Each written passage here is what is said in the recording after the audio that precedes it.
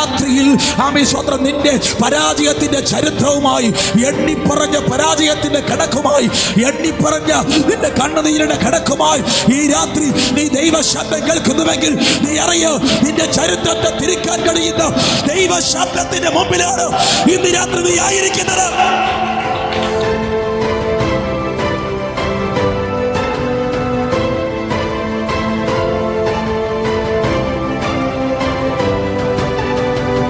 വചനം പറയുന്ന ഒരു കാര്യമുണ്ട്, നിന്റെ വായ വിസ്താരത്തിൽ തുറക്കാം, ഞാൻ അതിനെ നിറയ്ക്കും. ഹല്ലേലൂയ. ക്യാച്ച് ചെയ്യാൻ അലർട്ടായിട്ടുള്ള ഹൃദയവുമായിട്ട് എല്ലാവരും ആയിരിക്കാം. കർത്താവ് ധാരാളം മാനിക്കട്ടെ. Jesus name. ദേശത്തിൽ നീ മാനിക്കപ്പെടുന്നത് നീ കാണണം. ഹല്ലേലൂയ. എത്ര വലിയ വേദനയെ ചുമന്നിട്ടാണോ വന്നത്, ഇപ്പൊ അതെല്ലാം നമുക്ക് മറക്കാം. കർത്താവിനെ ആരാധിക്കുന്നതിൽ മാത്രം നമുക്കൊന്ന് ശ്രദ്ധിക്കാം. ഹല്ലേലൂയ. അങ്ങേക്കാൾ വേറെ ഒന്നിനെയും സ്നേഹിക്കില്ല ഞാൻ യേശുവേ. ഹല്ലേലൂയ.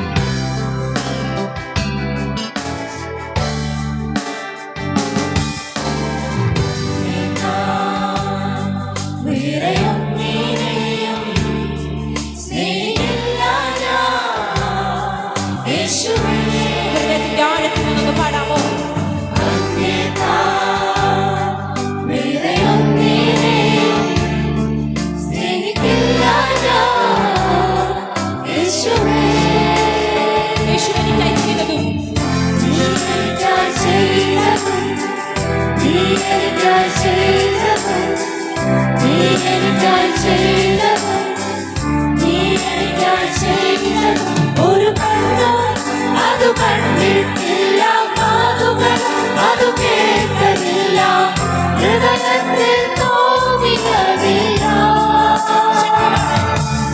ഒരു കണ്ണു അത് കണ്ടിട്ടില്ല, അത് കേട്ടതില്ല, ഹൃദയത്തിൽ തോന്നിയതില്ല.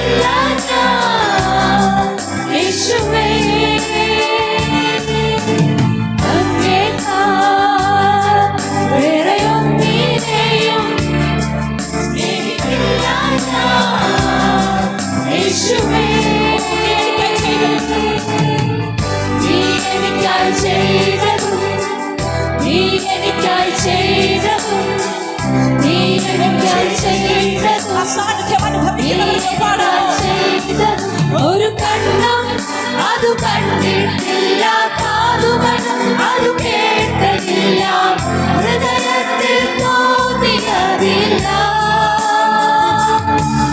ഒരു കണ്ണും അത് കണ്ടിട്ടില്ല, അത് കേട്ടതില്ല, ഹൃദയത്തിൽ തോന്നിയതില്ല.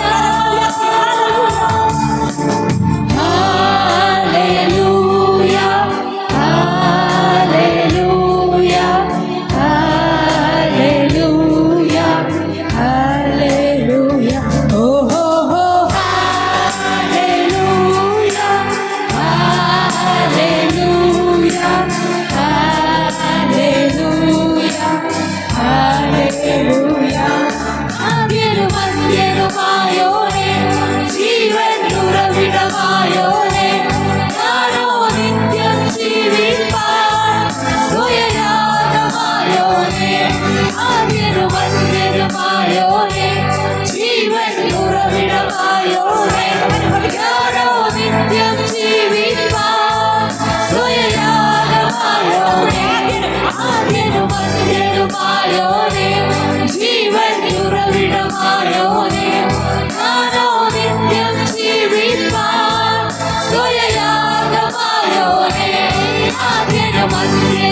ഉറവിടമായോനെ, ജീവൻ ഉറവിടമായോനെ, ഞാനോ നിത്യം ജീവിപ്പാൻ സ്വയയാഗമായോനെ.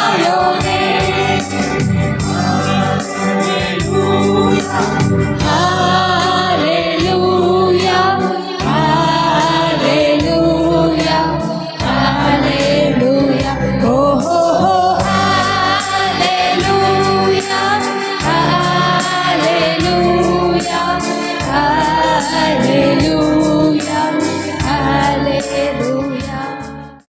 ഇന്ന് നിങ്ങൾ വീട്ടിനകത്തേക്ക് മടങ്ങി പോകുമ്പോ ഒരു പുതിയ പ്രകാശം നീ കാണും. ഓ ആമേൻ പറയാൻ എത്ര പേർക്ക് പറ്റും? ഓ നീ അന്ധകാരത്തിൽ നിന്നായിരിക്കും ഇറങ്ങി വന്നത്, പക്ഷെ നീ മടങ്ങി പോകുന്നത് ജീവന്റെ പ്രകാശത്തിലേക്കായിരിക്കും. ഹല്ലേലൂയ, ജീവന്റെ പ്രകാശത്തിലേക്കായിരിക്കും. ഓ നിന്റെ കൂടെ നടക്കുന്ന ദൈവത്തെ അനുഭവിക്കുമാറ് നിന്റെ ആത്മാവിലെ അഭിഷേകത്തെ പകരുകയോ. വചനം പറയുന്നത് അങ്ങനെ, നീ ഒരിടത്തേക്ക് പോകുമ്പോ വഴി ഇതാകുന്നു, ഇതിലേക്ക് നടന്നുകൊള്ളുന്നൊരു ശബ്ദം നിന്റെ കാതിൽ നീ കേൾക്കുമെന്ന വചനം പറയുന്നത്. വചനം പറയുക, ദൈവം നിനക്ക് ഉപദേഷ്ടാവായിട്ടേക്കും. അടുത്തിരിക്കുന്ന ആളെ നോക്കി പറഞ്ഞേ, ദൈവം നിനക്ക് ഉപദേഷ്ടാവായി. അടുത്തിരിക്കുന്ന ആളെ നോക്കി പറ, ദൈവം നിനക്ക് ഉപദേഷ്ടാവാ. ഓ വഴി ചോദിക്കാൻ നീ ആരെടുത്തും പോകണ്ട, നിന്റെ ആത്മാവിൽ നിന്നെ ഉപദേശിക്കാൻ നിന്റെ അപ്പൻ നിന്റെ കൂടെ ഉണ്ട്. ഉറപ്പുള്ള എത്ര പേരുണ്ട്? ഓ നീ ഏത് വഴിക്ക് പോകണമെന്ന്, നീ എന്ത് തിരഞ്ഞെടുക്കണമെന്ന് നിനക്ക് വഴി ഉപദേശിക്കാൻ ഉപദേഷ്ടാവായ ഒരു ദൈവം നമുക്ക് കൂടെ ഉണ്ട്. ഓ എത്ര പ്രിവിലേജ് അല്ലേ ഇത്! ആകാശത്തെ ഭൂമിയെ ഉണ്ടാക്കിയ ദൈവം നിനക്ക് അപ്പനാ. ഓ ഹല്ലേലൂയ, ആകാശത്തെയും ഭൂമിയെയും സൃഷ്ടിച്ച് ഭരിച്ചു വാഴുന്ന ദൈവം നിനക്ക് അപ്പനാ. ഓ നിനക്കെതിരെ ഒരുവൻ ആയുധം പണിഞ്ഞാൽ ഓ അത് ഉയരണമോ വേണ്ടയോ നിന്റെ അപ്പൻ തീരുമാനിക്കും. ഹല്ലേലൂയ.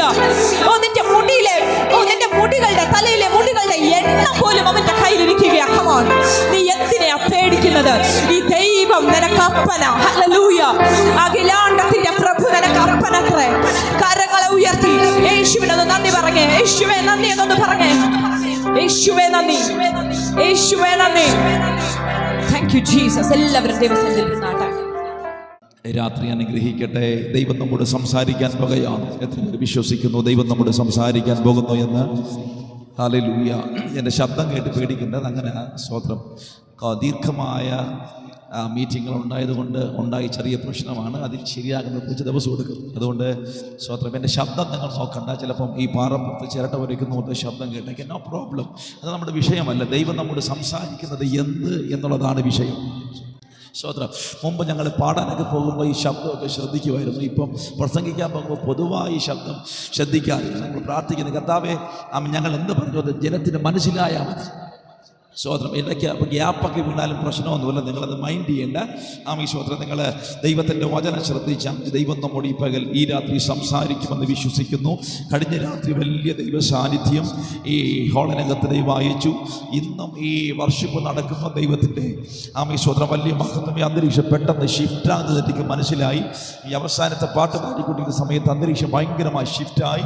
ഇന്ന് രാത്രിയിലും ദൈവം നമുക്ക് വേണ്ടി എന്തൊക്കെയോ ചെയ്യാൻ പോകുകയാണ്. ഒരാമൻ പറഞ്ഞാട്ടെ. ഞാൻ എപ്പോഴും പറയാറുണ്ട്, ദൈവം ഒരു വാക്കയച്ചാൽ ഒരിക്കലും ആ വാക്ക് വൃഥാവായി പോകത്തില്ല. അതുകൊണ്ടാണ് പ്രവാചകൻ പറയുന്നത്, ഞാൻ അയക്കുന്ന എൻ്റെ വചനം ഞാൻ ഉദ്ദേശിച്ച കാര്യം സാധിച്ചിട്ടല്ലാതെ അവൻ്റെ അടുക്കൽ മടങ്ങി പോകുന്നില്ല. ഇന്ന് രാത്രി ദൈവം ഇവിടെ അവൻ്റെ ശബ്ദം അയക്കാൻ പോകുകയാണ്. നിങ്ങളോട് അവൻ്റെ വചനം അയക്കാൻ പോകുകയാണ്. ആരുടെയൊക്കെയോ ജീവിതങ്ങളിൽ ഇന്ന് രാത്രി വലിയ ദൈവ പ്രവൃത്തിയായി ആ ദൈവ ശബ്ദം സന്തോഷത്തോടെ കരമടിച്ച് അധരങ്ങളെ തുറന്ന് ആർപ്പിട്ട് ആർപ്പിട്ട് ആർപ്പിട്ട് ആർപ്പിട്ട്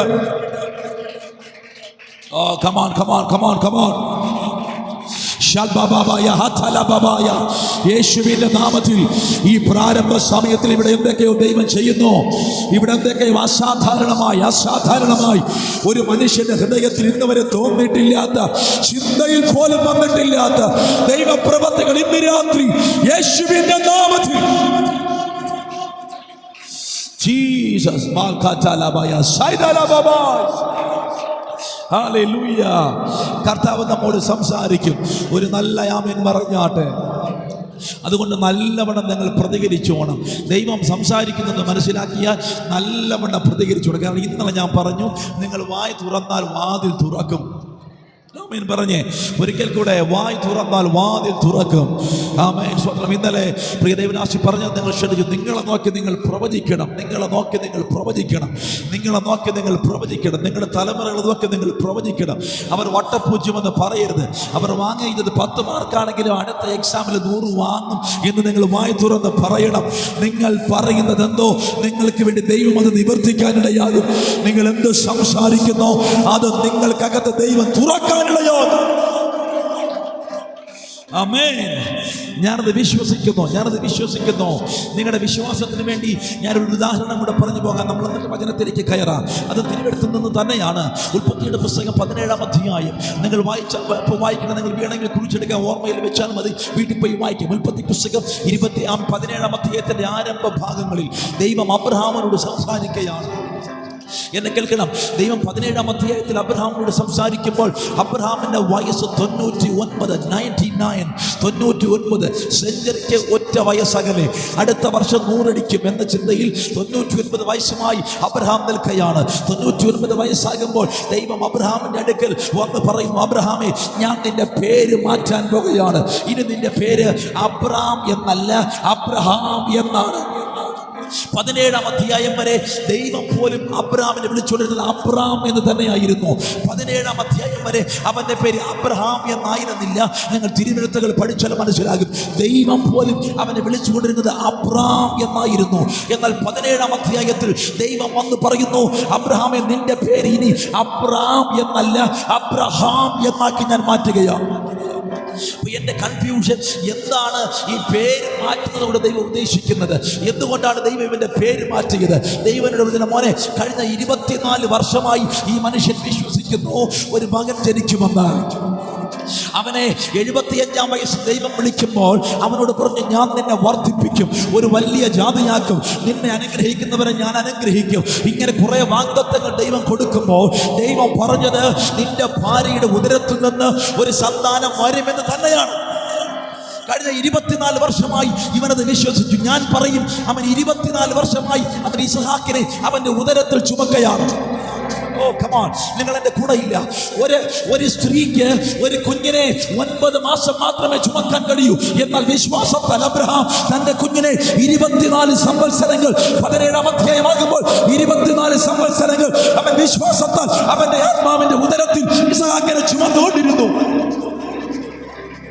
ഓ യെസ്. എന്നാൽ 24 വർഷം കഴിയുമ്പോൾ ദൈവം വന്ന് പറയുന്നു, നിന്റെ പേര് ഇനി അബ്രാം എന്നല്ല, അബ്രഹാം എന്നാകുന്നു. എന്തുകൊണ്ട് ദൈവം പറഞ്ഞു? അബ്രാം എന്ന വാക്കിന്റെ അർത്ഥം പിതാവ് എന്നാണ്. എന്റെ കൂടെ ഉണ്ടോ? അബ്രാം എന്ന വാക്കിന്റെ അർത്ഥം പിതാവ് എന്നാണ്. എന്നാൽ അബ്രഹാം എന്ന വാക്കിന്റെ അർത്ഥം ബഹുജാതികൾക്ക് പിതാവ് എന്നാണ്. ദൈവം പറഞ്ഞ, മോനെ, നിന്റെ പേരിനെ അബ്രാം, പിതാവ് എന്നല്ല, അബ്രഹാം എന്നാണ്. ബഹുജാതികൾക്ക് പിതാവ് എന്നാണ്. ഒരു പൊട്ടനെ പോലെ ഈ മനുഷ്യൻ അതിനെ വിശ്വസിച്ചത് സ്വീകരിച്ചു. ഒരു പൊട്ടനെ പോലെ അവൻ വിശ്വസിച്ച് സ്വീകരിച്ചു. ഞാൻ വിശ്വസിക്കുന്നു പിറ്റത്തെ പ്രഭാതത്തിൽ അബ്രഹാം തന്റെ വീടിന്റെ പുറത്തേക്ക് ഇറങ്ങി. ആമേശ്വരം വന്ന് എന്റെ ചിന്തയാണ്, ഇത് ബൈബിളിലല്ല, എന്റെ ആശയമാണ്, അതുകൊണ്ട് എന്നെ തെറ്റ് പറയല്ലേ. ഞാൻ ചിന്തിക്കുന്നു, അബ്രഹാം ന്യൂസ് പേപ്പർ ഉണ്ടോന്നും ചോദിക്കരുത്, ഒരു ന്യൂസ് പേപ്പർ എടുത്ത് വായിച്ചുകൊണ്ട് കസേരയിൽ കാലൊക്കെ ഇട്ട് അവന്റെ വീടിന്റെ ഫ്രണ്ടിൽ ഇരിക്കുമ്പോൾ, ഈ സീൻ അങ്ങനെയൊന്നുമല്ല, എന്നാൽ നിങ്ങൾക്ക് മനസ്സിലാകാൻ വേണ്ടി പറഞ്ഞതേ ഉള്ളൂ. കാലിട്ടിരിക്കുമ്പോൾ അവൻ ദേണ്ടയുടെ ഒരു ചെറുപ്പക്കാരൻ അതുവഴി പോകുന്നു. അവന് വിളിച്ചോദിച്ചു, അബ്രഹാം എന്നോട് ഗുഡ് മോർണിംഗ്, സുഖമായിരിക്കുന്നു? അബ്രഹാം പറഞ്ഞു, ഗുഡ് മോർണിംഗ് മോനെ, സുഖമായിരിക്കുന്നു. പക്ഷേ ഇനി വാങ്ങി വാ, ഒരു കാര്യം പറയാനുണ്ട്. എൻ്റെ പേര് ഇനി അബ്രഹാം എന്നല്ല, അബ്രഹാം എന്നാണ്. അതപ്പം സംഭവിച്ചു. ഇന്നലെ ദൈവം എൻ്റെ പേര് മാറ്റി. ഇനി അബ്രഹാം എന്നല്ല എന്നെ വിളിക്കേണ്ടത്, അബ്രഹാം എന്നാണ്. എന്റെ ഭാഷ കൈ പൊത്തി ചിരിച്ച്, എടാ മണ്ടൻ അബ്രഹാമേ, അബ്രഹാം എന്ന വാക്കിന്റെ അർത്ഥം പിതാവെന്നാണ്. അത് തന്നെ നിനക്ക് കൂടുതലാണ്. ഹലോ, ഒരു കുഞ്ഞുപോലും ഇപ്പൊ 99 വയസ്സിനില്ല. അത് തന്നെ നിനക്ക് പ്രശ്നം, അത് തന്നെ കൂടുതലാ. ഞങ്ങളത് വിളിക്കുമ്പോൾ ഞങ്ങളുടെ പ്രശ്നം നീ അറിയുന്നില്ല. എന്നിട്ട് നീ പറയാട് അബ്രഹാം എന്ന് വിളിക്കാം. അബ്രഹാം പറഞ്ഞു, അതൊന്നും എനിക്കറിയില്ല, പക്ഷെ എന്നെ നീ വിളിക്കുന്നെങ്കിൽ അബ്രഹാം എന്ന് വിളിച്ചാൽ മതി, അബ്രഹാം എന്ന് വിളിച്ചാൽ മതി. കുറച്ച് കഴിയുമ്പോൾ ഒരു ആന്റി അത് വഴി പോയി. ആന്റി പറഞ്ഞു, അബ്രഹാം ഗുഡ് മോർണിംഗ്, സുഖമായിരിക്കുന്നു? അവൻ പറഞ്ഞു, ആന്റി സുഖമായിരിക്കുന്നു, പക്ഷെ ഒരു കാര്യം, എൻ്റെ പേര് അബ്രഹാം എന്നല്ല, അബ്രഹാം എന്നാണ്, അബ്രഹാം എന്നാണ്. എന്താ ദൈവാർത്ഥമാക്കിയത്?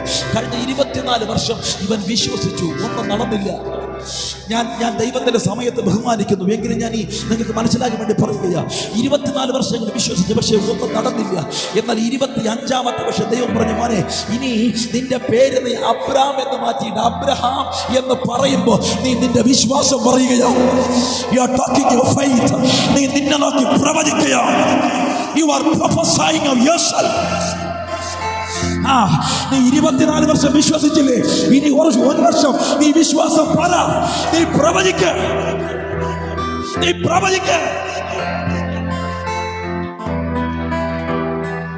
കേൾക്കണോ? 24 വർഷം അവൻ ഉദരത്തിൽ ചുമന്നു വിശ്വസിച്ചിട്ട് നടക്കാത്തത് അടുത്ത ഒരു വർഷം അവൻ പ്രവചിച്ചപ്പോൾ അത് ഉരുവായി. അടുത്ത ഒരു വർഷം അവനത് വായി തുറന്ന് പ്രഖ്യാപിച്ചപ്പോൾ ജീസസ് നെയിം. ഞാൻ എപ്പോഴും പറയാറുണ്ട്, ഇസഹാക്ക് ജനിച്ചതല്ല, ഇസഹാക്ക് സൃഷ്ടിക്കപ്പെട്ടതാ. അബ്രഹാം പ്രവചിച്ച് അതിനെ സൃഷ്ടിച്ചതാ. അബ്രഹാം സംസാരിച്ച് ഇസഹാക്കിനെ സൃഷ്ടിച്ചതാണ്. ഇന്ന് രാത്രി നീ വായ് തുറന്ന് വിശ്വാസം പറയുമ്പോൾ, വായ് തുറന്ന് നിന്നെ നോക്കി പ്രവചിക്കുമ്പോൾ, നിന്റെ തലമുറ നോക്കി പ്രവചിക്കുമ്പോൾ, നിന്റെ സഭയെ നോക്കി നീ പ്രവചിക്കുമ്പോൾ, ഇന്ന് രാത്രി ദൈവം ചിലതിനെ സൃഷ്ടിക്കുന്നു. He's creating something. വിശ്വസിക്കാൻ കഴിയുന്നുണ്ടെങ്കിൽ കരം അടിച്ചോ, കരം ഉയർത്തിയോ. ഇന്ന് രാത്രി യേശുവിന് ശക്തിയാണ്.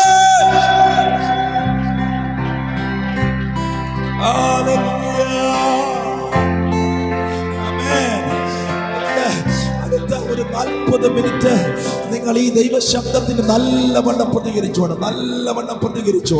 എന്റെ ശബ്ദം വളരെ മോശമാണ്, എന്നാൽ ഇന്ന് രാത്രി കഴിയുന്നത് പോലെ നമുക്ക് ശുശ്രൂഷിക്കാം. ദൈവം നമ്മോട് സംസാരിക്കാൻ വകയാണ്. കർത്താവിനെ ഏൽപ്പിച്ച ഒരു ദൂത് നിങ്ങളെ ഏൽപ്പിച്ച് നമ്മൾ പ്രാർത്ഥിക്കും. യോഹന്നാൻ സുവിശേഷം 11-ാം അധ്യായം അതിന്റെ 40-ാമത്തെ വാക്യം.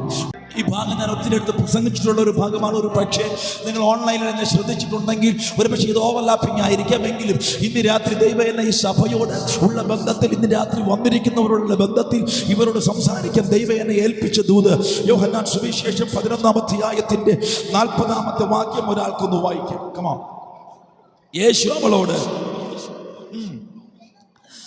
വിശ്വസിച്ചാൽ നീ ദൈവത്തിന്റെ മഹത്വം കാണും എന്ന് ഞാൻ നിന്നോട് പറഞ്ഞില്ലയോ എന്ന് പറഞ്ഞു. 40-ാം വാക്യം ഒരിക്കൽ കൂടെ. യേശു അവളോട്, വിശ്വസിച്ചാൽ നീ ദൈവത്തിന്റെ മഹത്വം കാണും എന്ന് ഞാൻ നിന്നോട് പറഞ്ഞില്ലയോ എന്ന് പറഞ്ഞു. ഒരു നിമിഷം എല്ലാ കണ്ണുകളും അടച്ചാട് ഈ നല്ല വചനത്തിനായി സ്തോത്രം ചെയ്ത് പ്രാർത്ഥിച്ചാട്. എല്ലാ യാത്രകളും തുറന്ന് നാവുകളെ ചലിപ്പിച്ച് പ്രാർത്ഥിക്കാം. ഇന്ന് രാത്രി പരിശുദ്ധാത്മാവ് ഈ ഹോളിനകത്ത് ശക്തമായി വ്യാപരിക്കുകയാണ്. ഇതിനകത്തിരിക്കുന്ന ഓരോ വ്യക്തികളെയും അവന് വ്യക്തിപരമായി അറിയാം. ഇന്ന് രാത്രി അവൻ എന്നെ അറിയുന്നത് പോലെ അവൻ നിന്നെയും അറിയുന്നു. എന്നെ മനസ്സിലാക്കുന്നത് പോലെ അവൻ നിന്നെയും മനസ്സിലാക്കുന്നു. ഇന്ന് രാത്രി ഇതിനകത്തിരിക്കുന്ന ഓരോ വ്യക്തികളെ എനിക്കറിയില്ലായിരിക്കാം, പ്രസംഗിക്കുന്ന ആർക്കും അത് അറിയില്ലായിരിക്കാം.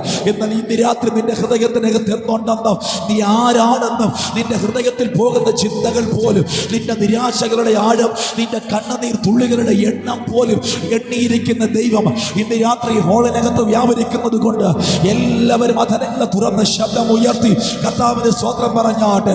ഈ രാത്രി ദൈവ ശബ്ദം നമുക്ക് അനുഗ്രഹമാകട്ടെ. ദൈവ ശബ്ദം നമുക്ക് അത്ഭുതമാകട്ടെ.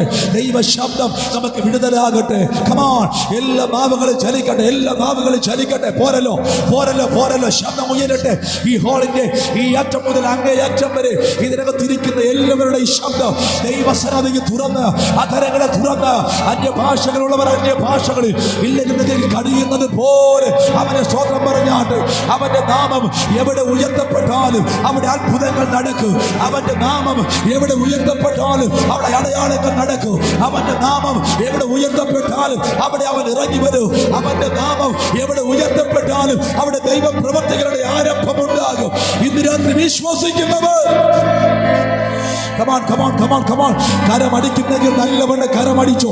അന്യഭാഷ പറയുന്നെങ്കിൽ നല്ലവണ്ണം അന്യഭാഷ പറഞ്ഞോ. സ്തോത്രം പറയുന്നെങ്കിൽ നല്ലവണ്ണം സ്തോത്രം പറഞ്ഞോ. യേശുവേ എന്ന് വിളിക്കുന്നെങ്കിൽ നല്ലവണ്ണം. പോരാ. സ്വർഗം തുറക്കുന്നു. ദൂതന്മാർ ഇവിടെ ഇറങ്ങുന്നു. ദൂതന്മാർ, ദൂതന്മാർ ഇന്ന് രാത്രി ഇവിടെ ഇറങ്ങുന്നു. ദൈവത്തിന്റെ ദൂതന്മാർ ചിലരുടെ കണ്ണുകളിൽ മാനുഷികമായി കാണുവാൻ കഴിയുന്നത് പോലെ ദൈവത്തിന്റെ ദൂതന്മാർ ഇന്ന് രാത്രി ഇവിടെ ഇറങ്ങുന്നു.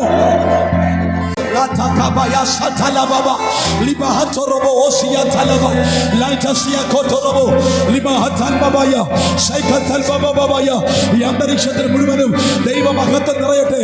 ഈ അന്തരീക്ഷത്തിൽ മുഴുവനും ദൈവമഹത്വം നിറയട്ടെ. ആ ദൈവിക ഫ്രാഗ്രൻസ്, ദൈവിക സുഗന്ധം, ആ ദൈവിക സുഗന്ധം, the divine fragrance ഇന്ന് രാത്രി ഈ ദൈവസഭയിനകത്ത്.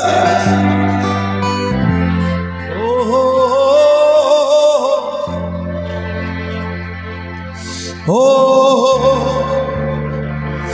ഓ യേശുവേ, യേശുവേ, യേശുവേ, യേശുവേ, ഓർത്തിടുമ്പോ അത്ഭുതമേ, സ്തോത്രമല്ല വേറൊന്നുമില്ലേ. ഓർത്തിടുമ്പോ അത്ഭുതമേ, സ്തോത്രമല്ല വേറൊന്നും. ഒരിക്കൽ കുറിച്ചത് ഓർത്തിടുമ്പോ സ്തോത്രമല്ല വേറൊന്നുമില്ലേ. ഓർത്തിടുമ്പോ അത്ഭുതം ചേർന്ന് പറഞ്ഞേ, സ്തോത്രമല്ല വേറൊന്നും. ഒരിക്കൽ കൂടെ ഓർത്തിടുമ്പോ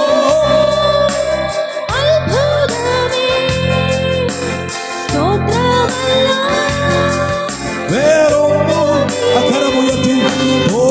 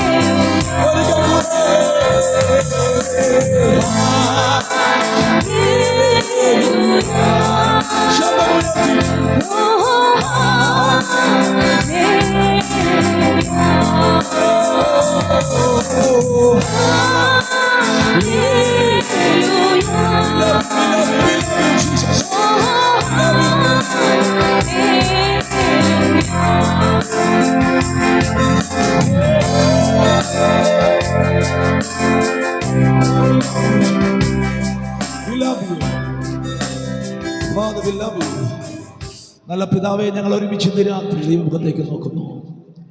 ദൈവം ഞങ്ങളോട് സംസാരിക്കാൻ ഇന്ന് രാത്രി ഇവിടെ ഇറങ്ങി വന്നിരിക്കുകയാൽ സ്തോത്രം. നിന്റെ ജനത്തെ തൊടാൻ നീ ഇവിടെ ഇന്ന് രാത്രി ഉള്ളതിനായി നന്ദി. ഞങ്ങൾക്കറിയാം നിന്റെ ശബ്ദം ജീവനാണ്, നിന്റെ വചനം അത്ഭുതമാണ്, നിന്റെ വചനം ശക്തിയാണ്.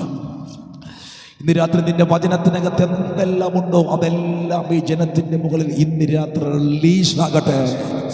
നിന്റെ വചനത്തിൽ എന്തെല്ലാം ഉണ്ടോ ഇന്ന് രാത്രി അതെല്ലാം ഈ ജനത്തിന്റെ അകത്ത് റിലീസ് ആകട്ടെ.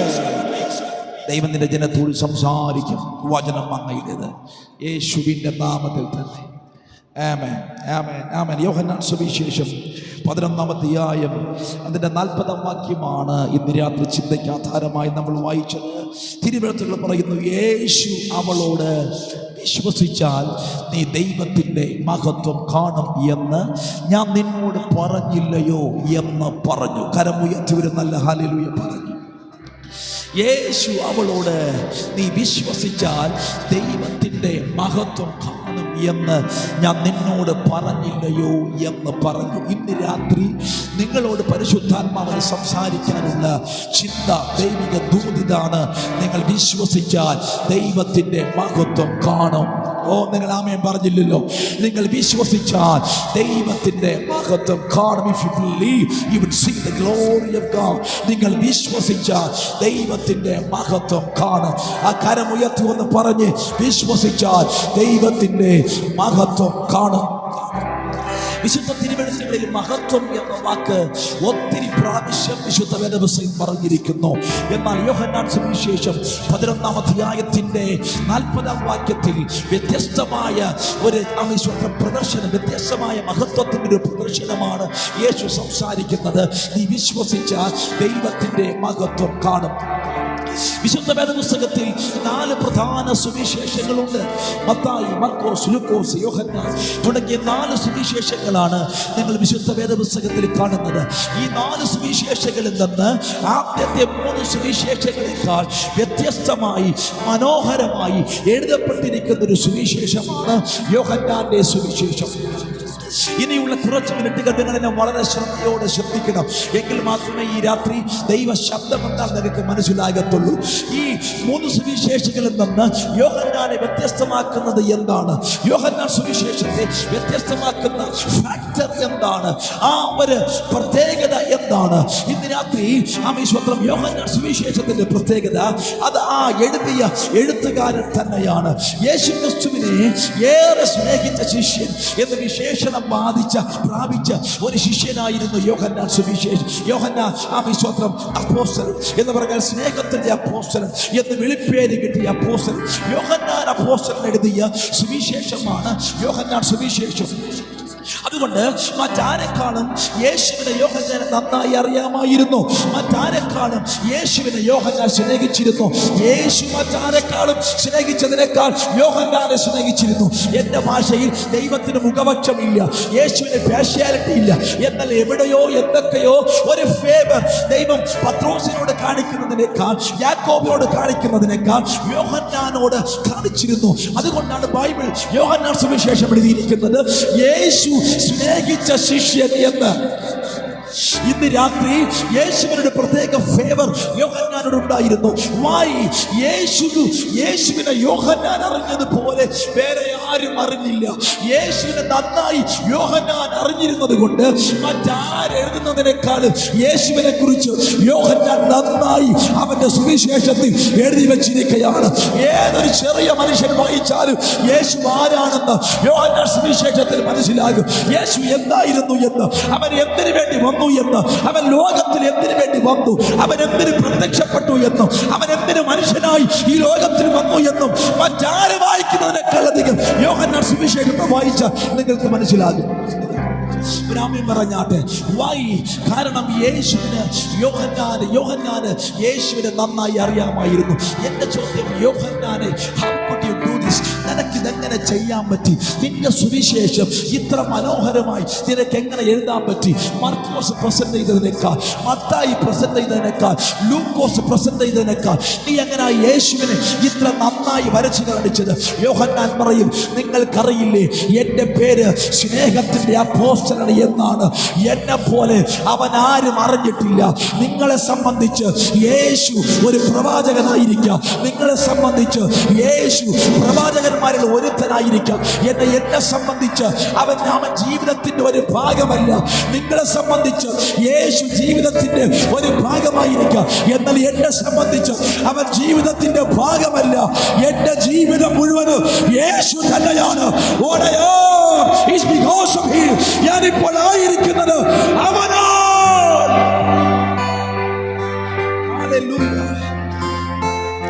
എന്റെ കൂടെ ഉണ്ടോ? ചിലർക്ക് യേശു ജീവിതത്തിന്റെ ഒരു ഭാഗമായിരിക്കാം. ചിലർക്ക് നിങ്ങളുടെ ജീവിതത്തിൽ ഞായറാഴ്ച കാണുവാനുള്ള ഒരു ദൈവമായിരിക്കാം യേശു. ചിലർക്ക് ഒരാവശ്യത്തിന് പോകുമ്പോൾ ആവശ്യം സൗഖ്യം പ്രാപിക്കാനുള്ള ഒരു മാർഗമായിരിക്കാം യേശു. ചിലർക്ക് യേശു മെഡിസിനാണ്, ചിലർക്ക് യേശു ഡോക്ടറാണ്, ചിലർക്ക് യേശു എന്തെല്ലാമോ ആണ്, ചിലർക്ക് യേശു ഒരു ദൈവം മാത്രമാണ്. എന്നാൽ ഇന്ന് രാത്രി യോഹന്നാൻ പറയുന്നു, അവൻ വെറും ഒരു ദൈവം മാത്രമല്ല എനിക്ക്. അവൻ എനിക്കൊരു ഡോക്ടറല്ല, അവൻ എനിക്കൊരു മരുന്നല്ല, അവൻ എന്റെ മെഡിസിൻ അല്ല. ഞാൻ എന്തായിരിക്കുന്നു, ഞാൻ എന്താകുന്നുവോ അതെല്ലാം അവനാൽ മാത്രമാകുന്നു. എന്റെ ജീവിതം മുഴുവനും യേശുവിന് മാത്രമുള്ളതോ. ഇന്ന് രാത്രി ആരെങ്കിലും ഇതിനകത്തുണ്ടോ? യേശുവിനെ മാത്രമായി എന്റെ ജീവിതം കൊടുത്തിട്ടുള്ള ആരെങ്കിലും ഇതിനകത്തുണ്ടോ? അവൻ വെറും ഒരു ദൈവമല്ലെന്ന്, എന്റെ എല്ലാമാണ് അവനെന്ന് പറയുന്ന ആരെങ്കിലും ഇന്ന് രാത്രിയുണ്ടോ? അവൻ നിന്നെ നന്നായി അറിയുന്നു.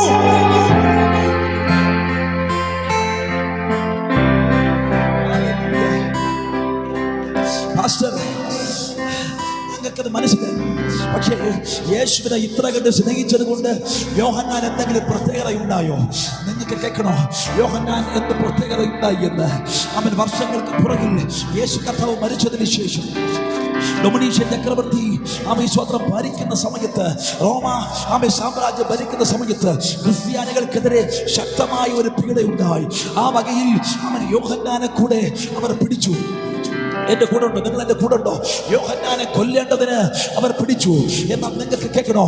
യോഹന്നാനെ തിളച്ച എണ്ണയുടെ അകത്ത് ഈ ഡൊമിനീഷ്യൻ ചക്രവർത്തി ഇട്ടെറിഞ്ഞിട്ട് അവൻ തിളച്ച എണ്ണയിൽ ഒരു പപ്പടം പൊങ്ങി വരുന്നത് പോലെ യോഹന്നാൻ പൊങ്ങി വരുമെന്ന് വിശ്വസിച്ച് ആ മനുഷ്യൻ നോക്കിക്കൊണ്ടിരിക്കുമ്പോൾ അവനൊരു സ്വിമ്മിംഗ് പൂളിനകത്ത് ഇറങ്ങിച്ചെന്ന് നീന്തുന്ന ഒരു മനുഷ്യനെ പോലെ ആ തിളച്ച എണ്ണയുടെ അകത്ത് യേശുവിനെ സ്നേഹിച്ച ആ വിശുദ്ധം നീന്തി കൊടുക്കുകയോ.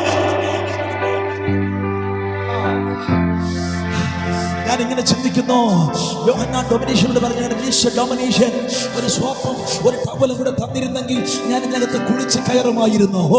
എന്റെ കൂടെ ആരെങ്കിലും ഉണ്ടോ? ഇന്ന് രാത്രി സ്വത്രം യേശുവിനെ പ്രിയപ്പെട്ടവൻ, യേശുവിനെ നന്നായി അറിയുന്നവൻ, മരണത്തിന് പോലും അവനെ തൊടാൻ കഴിഞ്ഞില്ല എങ്കിൽ, മരണത്തിന് പോലും അവനെ തൊടാൻ അറപ്പായിരുന്നെങ്കിൽ, ഇന്ന് രാത്രി നീ യേശുവിനെ സ്നേഹിക്കുന്നവനാണോ? ഒരു രോഗം, ഒരു ശാപം, ഒരു മരണം നിന്നെ തൊരണമെങ്കിൽ അവൻ പറയണം. അവൻ പറയാതെ ഒരു സാത്താനും ഒരു രോഗവും മരണം പോലും അവൻ പറയാതെ വിശ്വസിക്കാൻ കഴിയുമെങ്കിൽ കരമടിച്ചോ, കരമുയർത്തിയോ.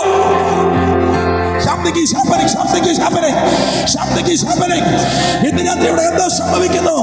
ഈ വെളിപ്പാട് നിന്റെ അകത്ത് കയറുമ്പോൾ നിന്നെ ഡിസ്റ്റർബ് ചെയ്ത സകല മരണത്തിന്റെ ചിന്തകളും ഇന്ന് രാത്രി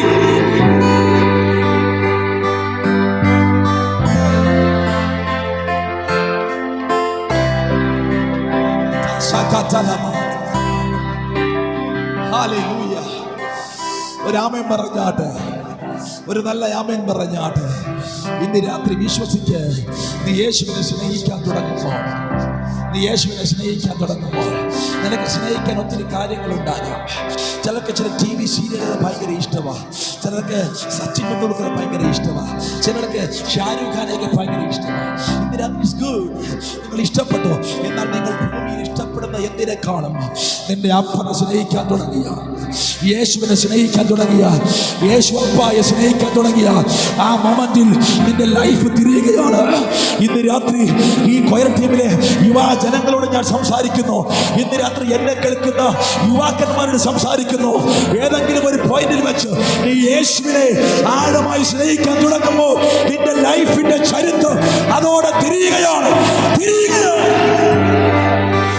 Come on, in the name of Jesus.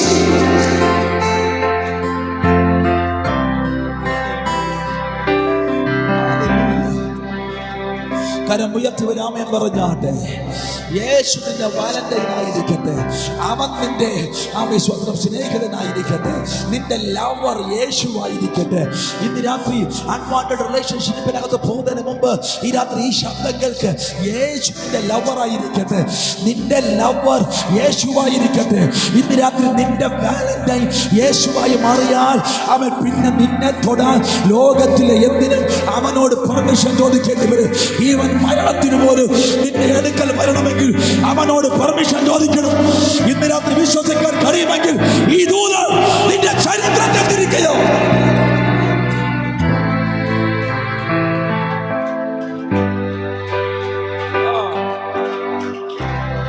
Hallelujah. ഒരാമേൻ പറഞ്ഞാട്ടെ. അതുകൊണ്ട് യോഹന്നാൻ തന്റെ സുവിശേഷം എഴുതുമ്പോൾ ഏറ്റവും നന്നായി അവൻ നിന്റെ സുവിശേഷം എഴുതിയിരിക്കുന്നു. നിങ്ങൾ യോഹന്നാൻ സുവിശേഷം വായിച്ചാൽ യേശു എന്തിനു വേണ്ടി ഈ ലോകത്തിൽ വന്നു എന്ന് കൃത്യമായി മനസ്സിലാക്കും. അവൻ വന്നത് ഒരു കുഷ്ഠരോഗിയെ സൗഖ്യമാക്കാനായിരുന്നില്ല, അവൻ വന്നത് മരിച്ചവനെ എഴുന്നേൽപ്പിക്കാൻ വേണ്ടി മാത്രമായിരുന്നില്ല, അവൻ വന്നത് ഒരു രോഗത്തെ സൗഖ്യമാക്കാൻ വേണ്ടി മാത്രമായിരുന്നില്ല. അവൻ വന്നത് ഇവിടത്തേക്ക് ഗിമിക്കുകൾ കാണിച്ച് എന്തൊക്കെ മാജിക്കുകൾ കാണിച്ച് തിരികെ പോകാനായിരുന്നില്ല. അവൻ വന്നതിന്റെ ഉദ്ദേശം എന്താ എന്ന് യോഹന്നാൻ സുവിശേഷം വായിച്ചാൽ നിങ്ങൾക്ക് വളരെ കൃത്യമായി മനസ്സിലാകും. നിങ്ങൾ യോഹന്നാൻ സുവിശേഷം വായിച്ച 7 പ്രാവശ്യം ഞാൻ ആകുന്നു, ഞാൻ ആകുന്നു എന്ന പദം നിങ്ങൾക്ക് തിരുവെഴുത്തുകളിൽ കാണാം.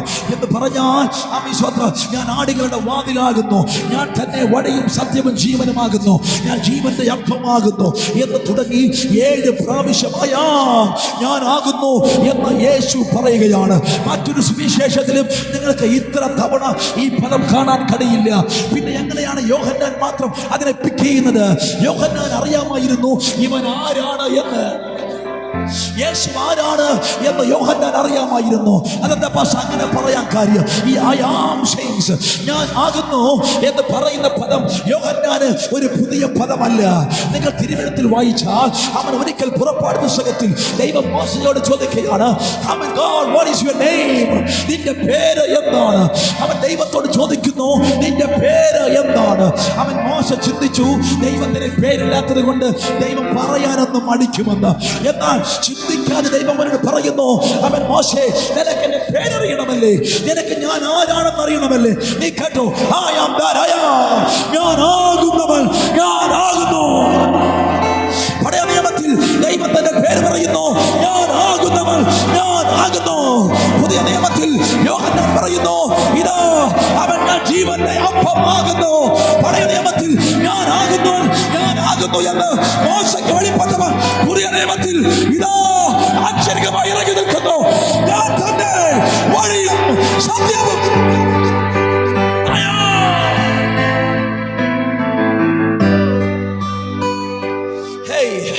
നിങ്ങൾ എന്റെ കൂടെ ഉണ്ടോ? യോഹന്നാൻ പറയുന്നത്, നിങ്ങൾ എന്താ പറഞ്ഞത്? അവൻ യോസഫിന്റെ മകനെന്നോ? നോ, അവൻ യോസഫിന്റെ മകനല്ല. നിങ്ങൾ എന്താ പറഞ്ഞത്? അവൻ മറിയയുടെ മകനോ? അവൻ മറിയയുടെ മകനല്ല. നിങ്ങൾ എന്താ പറഞ്ഞത്? അവൻ യാക്കോബിന്റെയും യൂസയുടെയും സഹോദരനോ? No, he is not that. നിങ്ങൾ എന്താ പറഞ്ഞത്? അവൻ ഏലിയ പ്രവാചകനെന്നോ? അവൻ ഏലിയ പ്രവാചകനല്ല. യോഹന്നാൻ പറയും അവൻ പഴയ നിയമത്തിൽ ഏതോ പ്രവാചകന്മാരിൽ ഒരുത്തനല്ല. അവൻ എലീശ പ്രവാചകനല്ല. അവൻ യോഹന്നാൻ സ്നാപകൻ എഴുന്നേറ്റ് വന്നവനല്ല. അവൻ ആദിയിൽ ഞാനാകുന്നു എന്ന് മോശയ്ക്ക് വെളിപ്പെട്ട അതേ ദൈവം.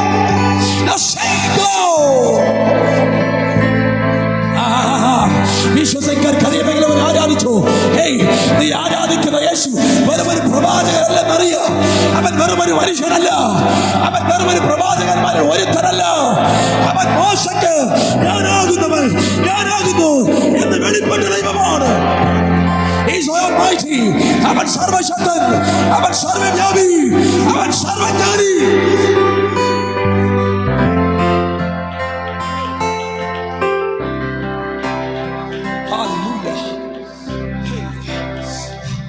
എന്തുകൊണ്ട് ഞാൻ പറയുന്നു? നിന്റെ അകത്തിരിക്കുന്നവൻ ആരാണ് എന്ന് നീ അറിയണം.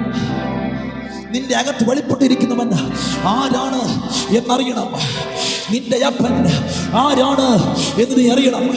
നീ വിശ്വസിക്കുന്നവൻ ആരാണ് എന്ന് നീ അറിയണം. നിനക്ക് വേണ്ടി മരിച്ചവൻ ആരാണ് എന്ന് നീ അറിയണം. അതറിയുന്നോറും നീ സാധാരണ ശക്തിയുള്ളവനായി തീരുകയാണ്.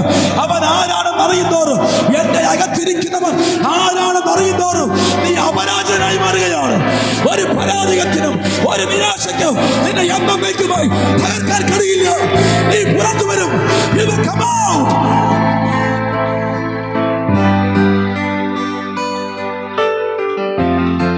Come on, somebody. ശുദ്ധ വേദപുസ്തകത്തിൽ രണ്ട് പ്രധാന കാര്യങ്ങളാണ് സംസാരിക്കുന്നത്. ഒന്ന്, നിന്റെ ദൈവം ആരാണെന്ന്. രണ്ട്, നീ ആരാണെന്ന്. ഒന്ന്, നിന്റെ ദൈവം ആരാണെന്ന്. രണ്ട്, നീ ആരാണെന്ന്. ദൈവം ആദ്യനും അന്ത്യനുമാകുമെങ്കിൽ രണ്ടാമത്തെ ഭാഗത്തിൽ പറയുന്നു ആ ആദ്യനും അന്ത്യനായവൻ നിന്റെ അകത്തുള്ളത് കൊണ്ട് you are powerful. നീ ശക്തനാണ്, നീ ശക്തനാണ്, നീ അജയ്യനാണ്, നീ ശക്തനാണ്. You can do all things. നിനക്ക് എന്ത് ചെയ്യാൻ കഴിയും? നിനക്ക് എന്ത് ചെയ്യാൻ കഴിയും? നിന്നെ ശക്തനാക്കുന്നവർ മുഖാന്തരം നിന്റെ അകത്ത് വ്യാപരിക്കുന്ന യേശുവിന് നിനക്കെല്ലാം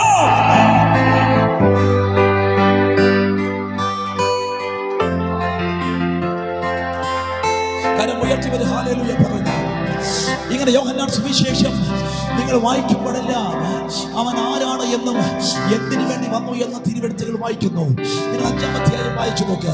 5-ാം അധ്യായത്തിന്റെ 1-ാം വാക്യത്തിൽ തിരുവെഴുത്തുകൾ ഇങ്ങനെ പറയുന്നു, യെരൂശലേമിൽ ഒരു ഉത്സവം ഉണ്ടായിട്ട് അവൻ ആട്ടുവാതിൽക്കൽ അടുത്ത് കിടക്കുന്ന ബെഥസ്ത എന്ന കുളക്കടലിൽ വരികയാണ്. നിങ്ങൾക്ക് ആ ചരിത്രം പറയാൻ ഞാൻ ആ ചരിത്രം പറയുന്നില്ല. എന്റെ വിഷയം ആ സ്റ്റാറ്റസ് മാത്രമാണ്, ആ ഒരു സെന്റൻസ് മാത്രമാണ്. അവൻ ആട്ടുവാതിൽക്കൽ അടുക്കൽ ബെഥസ്ത കുളക്കടലിൽ വന്നു.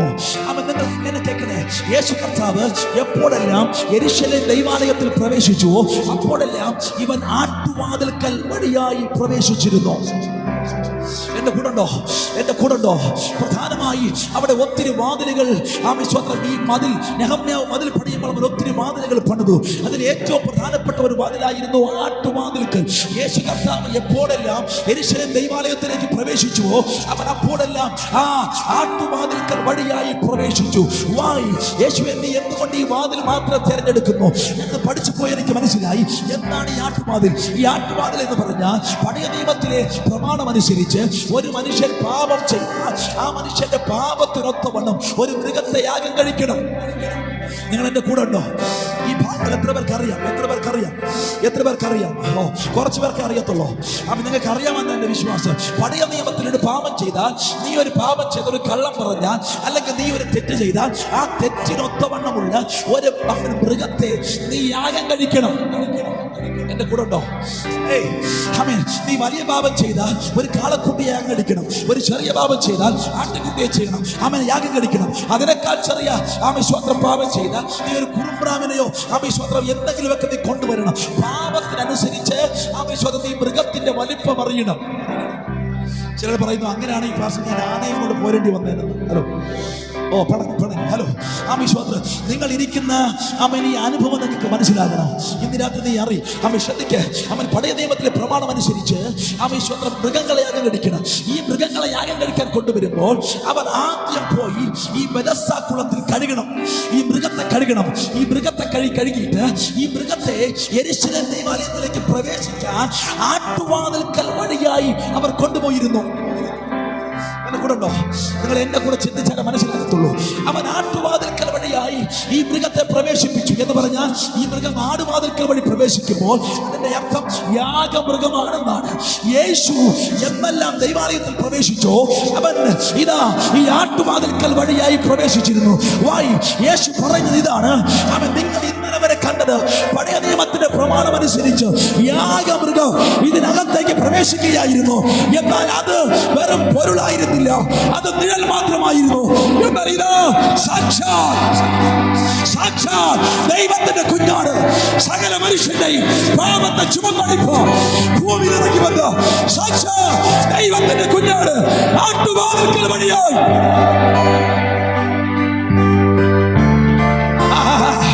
എന്റെ ഇതിന്റെ ഈ പാപത്തെ എന്നേക്കുമായി ചുമന്നടിപ്പ സാക്ഷാൽ ദൈവത്തിന്റെ കുഞ്ഞാണ്. ഇതാ ആട്ടുവാതിൽക്കൽ വഴിയായി യെരൂശലേം ദൈവാലയത്തിൽ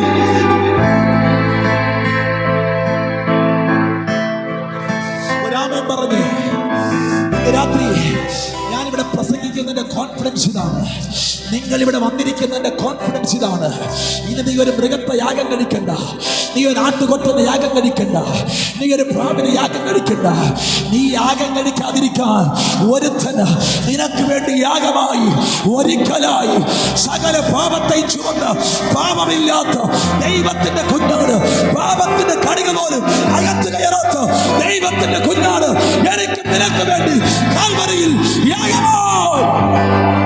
നീ അവരെ വിശ്വസിച്ചാൽ ആ രക്ഷ നിന്റെ മേലുണ്ട്. നീ അവരെ വിശ്വസിച്ചാൽ ആ നിത്യ രക്ഷ നിന്റെ മേൽ വരും. നീ അവരെ വിശ്വസിച്ചാൽ ആ പാപമോചനം.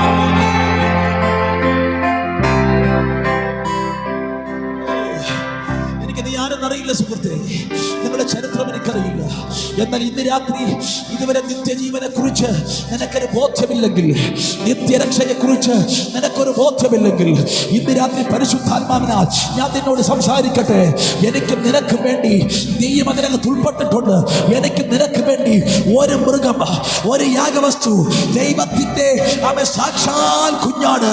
അവനിതാ ആട്ടുവാതിൽക്കൽ വഴിയായി പ്രവേശിച്ച് നിനക്ക് വേണ്ടി കാൽവരിയിൽ 2024 വർഷങ്ങൾക്ക് പുറകിൽ യാഗമായി തീർന്നത് കൊണ്ട്, അവൻ നിനക്ക് പകരം മരിച്ചത് കൊണ്ട് നീ അവനിൽ വിശ്വസിക്കുന്ന അതേ സമയം ദൈവ മക്കളാകുക അവൻ നിനക്ക് അധികാരം തന്നു. നിന്റെ പാപം അവൻ കാൽവരിയിൽ എടുത്തു മാറ്റി.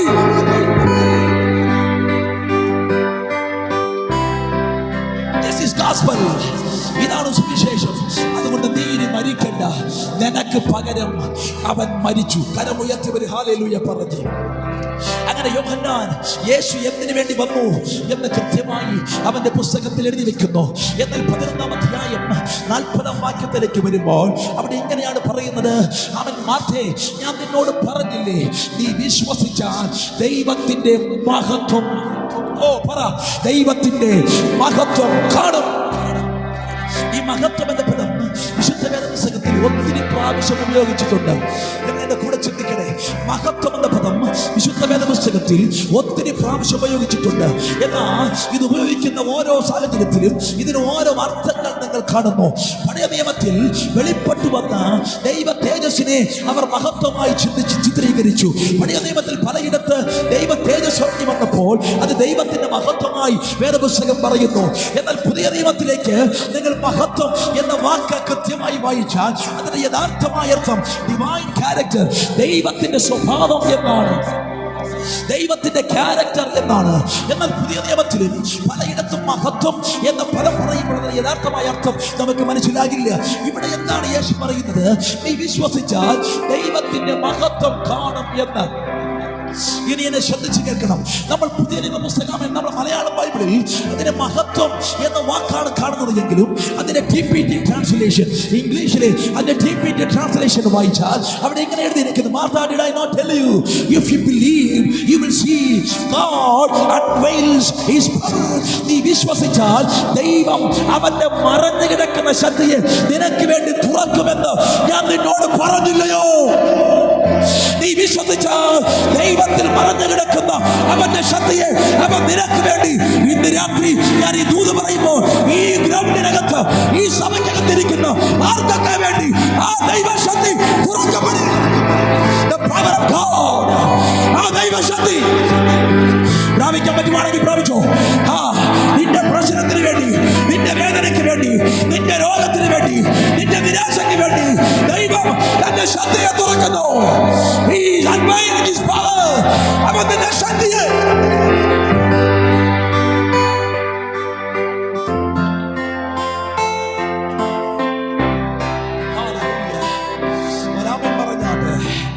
ഒരാമൻ പറഞ്ഞാട്ടെ.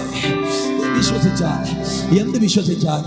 ഞാൻ പറഞ്ഞത് നീ വിശ്വസിച്ചാൽ. മറ്റൊരു വാക്യത്തിൽ തേണ്ടേ, ഇത് നീ വിശ്വസിച്ചാൽ. ഒരാമൻ പറ. ഈ വചനം നീ വിശ്വസിച്ചാൽ ഇതിന്റെ പുറകിൽ മറഞ്ഞു കിടക്കുന്ന ഒരു ദൈവശക്തിയുണ്ട്. അത് നിനക്ക് വേണ്ടി തുറക്കും. അത് നിനക്ക് വേണ്ടി തുറക്കും. ഒരു നല്ല ആമേനെതിരാത്തിൽ തന്റെ ഇടമുണ്ടെങ്കിൽ പറഞ്ഞു. ഹല്ലേലൂയ. അടുത്തിരിക്കുന്ന ആളെ തൊട്ടിട്ട് പറ, വിശ്വസിക്കാൻ പറ. വിശ്വസിക്കുക. തൊട്ടിട്ട് പറ, വിശ്വസിക്കുക, വിശ്വസിക്കുക, വിശ്വസിക്കുക, വിശ്വസിക്കുക. ഒറ്റ കണ്ടീഷൻ, വിശ്വസിക്കുക. അവൻ പറഞ്ഞത് വിശ്വസിക്കുക. നീ തലകുത്തി നിൽക്കണമെന്ന് പറഞ്ഞാൽ നിൽക്കത്തില്ല ചിലരില്ലേ? നിന്റെ പ്രശ്നം മാനാൻ ആ മലയിൽ പോകാൻ പറഞ്ഞ നീ പോകത്തില്ലേ?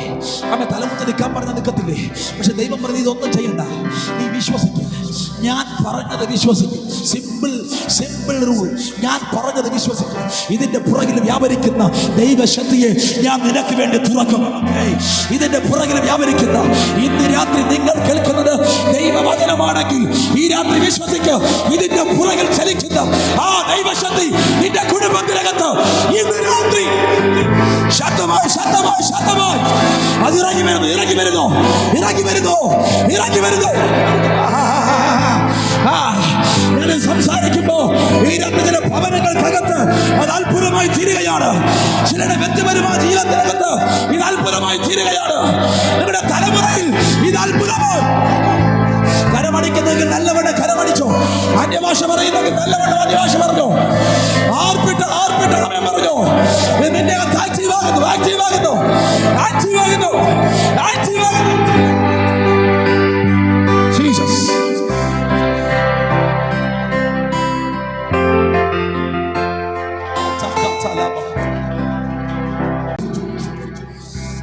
ദൈവത്തിന് ഒറ്റ കണ്ടീഷനേ ഉള്ളൂ. നിന്റെ അകത്ത് നിന്റെ ചരിത്രം, നിന്റെ പഴയൊന്നും ദൈവത്തിന് വിഷയമല്ല.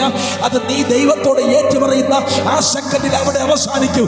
എന്നാൽ ഇന്ന് രാത്രി നിനക്ക് വിശ്വസിക്കാൻ കഴിയുമെങ്കിൽ നീ ആരായിരുന്നാലും ഈ വചനത്തിന്റെ പുറകിൽ ചലിക്കുന്ന ദൈവശക്തി നിന്റെ ഭവനത്തിൽ ഒരു അത്ഭുതം കൊണ്ടുവരാൻ ഈ രാത്രി നിന്റെ അകത്തിറങ്ങി വരികയാണ്.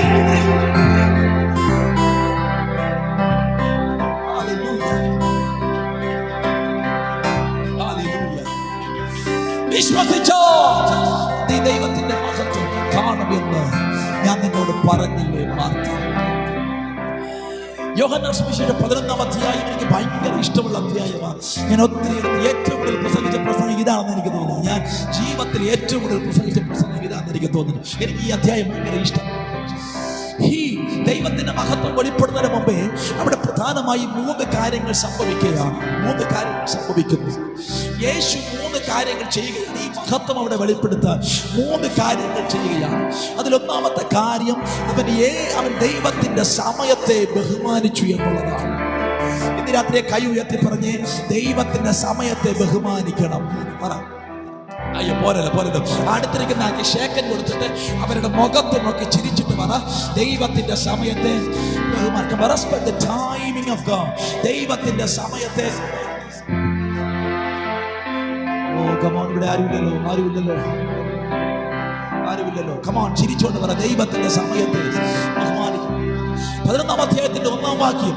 എന്തുകൊണ്ടാണ് പക്ഷെ അങ്ങനെ പറഞ്ഞത്? ഞാൻ ആ വാക്യം എന്ന് വിശദീകരിക്കാം. 11-ാം അധ്യായത്തിന്റെ 1-ാം വാക്യം വചനം പറയുന്നു, യേശുവിന് പ്രിയപ്പെട്ടവനായ ലാസർ മരിക്കാൻ കിടക്കുന്നു. ആമേൻ. ലാസറിന്റെ സഹോദരിമാർ യേശുവിന്റെ അടുക്കൽ ആരെയും അണച്ചു പറയുന്നു, നിന്റെ സഹോദരൻ ഇതാ മരിക്കാൻ കിടക്കുന്നു, നീ അവിടെ വന്ന് അവനെ സൗഖ്യമാക്കണം. എന്നാൽ തിരുവെഴുത്തുകൾ പറയുന്നു, യേശു ക്രിസ്തു അവൻ പാർത്തിരുന്ന സ്ഥലത്ത് 2 ദിവസം കൂടെ പാർത്തു. ഞാൻ കർത്താവിനോട് ചിലപ്പോൾ, കർത്താവ് നീ എന്തോ യേശു നീ എന്നാ ദൈവം എന്നാ പറയുന്നത് കേട്ടോ. ഈ പ്രിയപ്പെട്ടവൻ മരിക്കാൻ കിടക്കുന്നു എന്നറിഞ്ഞിട്ട് ആ സ്ഥലത്ത് 2 ദിവസം കൂടെ ഒരു വേദനയില്ലാതെ പാർക്കുന്നു. നമ്മളായപ്പോലെ നമുക്ക് സ്നേഹിതൻ ഒരിക്കൽ അവൻ രോഗം ബാധിച്ച് കിടക്കുന്നു ചോദിച്ചാൽ പോകാൻ പറ്റില്ല, അറ്റ്ലീസ്റ്റ് ഒരു ഫോണെങ്കിലും പിടിച്ചു കൊണ്ടില്ലേ. യേശുവിനെ സംബന്ധിച്ച് യാതൊരു മനസ്താപവും ഇല്ല. അവൻ 2 ദിവസം കൂടി അവിടെ പാർത്തെന്ന്. എന്നിട്ട് നമ്മളവനെ വിളിക്കുന്നത് സ്നേഹനിധിയായ യേശു. ഇന്ന് രാത്രി നിങ്ങൾ അറിയണം, യേശു പ്രവർത്തിക്കുന്നത് ഇമോഷൻസിന്റെ പുറത്തല്ല. അവൻ നിന്റെ ഇമോഷൻസിന്റെ പുറത്തല്ല പ്രവർത്തിക്കുന്നത്. അവൻ ദൈവത്തിന്റെ ടൈമിങ്ങിനനുസരിച്ചാണ് പ്രവർത്തിക്കുന്നത്. നിനക്ക് ദൈവത്തിന്റെ പ്രവൃത്തി വെളിപ്പെടാനുള്ള ഡിവൈൻ ടൈം ആകുമ്പോൾ ആ സമയത്തിന് ദൈവം നിനക്ക് വേണ്ടി അത്ഭുതം ചെയ്തിരിക്കും. അവൻ നേരത്തെ വരില്ല, അവൻ നിനക്ക് വേണ്ടി നേരത്തെ വരില്ല, അവൻ നേരത്തെ വരില്ല. എന്നാൽ വിശ്വസിക്കുക, ദൈവത്തിന്റെ കൃത്യമായ കൈറോസ്, ദൈവത്തിന്റെ സമയത്തിന് പ്രവർത്തിച്ചിരിക്കും. നിന്റെ രോഗത്തിന് വേണ്ടി, നിന്റെ ഭവനത്തിന് വേണ്ടി, നിന്റെ തലമുറയ്ക്ക് വേണ്ടി, നിന്റെ ഉപജീവനത്തിന് വേണ്ടി, നീ അനുഭവിക്കുന്ന പ്രശ്നത്തിന് വേണ്ടി, നിന്റെ മിനിസ്ട്രിക്ക് വേണ്ടി, on the perfect time.